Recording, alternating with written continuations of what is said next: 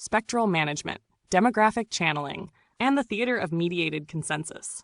Contemporary platform culture is governed less by open deliberation than by pre-configured channels of demographic visibility. Cultural circulation is not neutral, but routed through legacy networks, media institutions, academic gatekeeping structures, philanthropic branding ecosystems that preselect which subjects may appear, in what tone, and on behalf of which publics. These presets operate prior to content, shaping reception before meaning is even articulated. Within this architecture, mediation functions as a form of soft despotism. Censure is rarely explicit. Instead, visibility is granted or withdrawn without explanation, appeal, or transparent arbitration. Decisions are enacted algorithmically, yet justified rhetorically through appeals to safety, community standards, or abstract humanist values. The absence of recourse is reframed as procedural inevitability.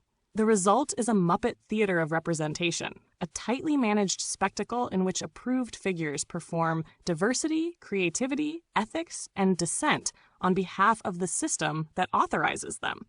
These figures are not selected for insight or originality, but for reliability.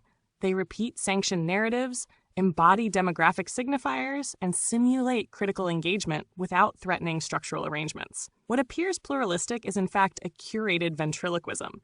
Critique entering this space undergoes aggressive mediation. When it is too coherent, too continuous, or too closely tied to material conditions, it is filtered out. When it survives, it does so only after aesthetic softening, fragmentation, abstraction, irony, or infantilization, rendering it legible as cultural texture rather than antagonism. This process constitutes spectral management. Critique circulates as form while its agency is neutralized. Demographic signaling plays a central role in this economy. Visibility is allocated not simply by message, but by alignment with predefined identity schemas that function as legitimacy tokens. These schemas allow institutions to present themselves as inclusive and progressive while maintaining strict control over discourse boundaries. Structural exclusion is masked by representational abundance. Humanist and liberal rhetoric serve as public-facing justifications for this regime. Values such as openness, dialogue, and care are mobilized as branding instruments rather than operational principles. When contradictions arise between proclaimed ethics and actual practices, they are absorbed into public relations cycles, not resolved through accountability. In this context, moments of unexpected amplification are not indicators of openness, but of temporary misclassification. The system amplifies what it does not yet recognize as dangerous, mistaking structural critique for aesthetic commentary. Once identified, coherence is either absorbed, reassigned, or suppressed.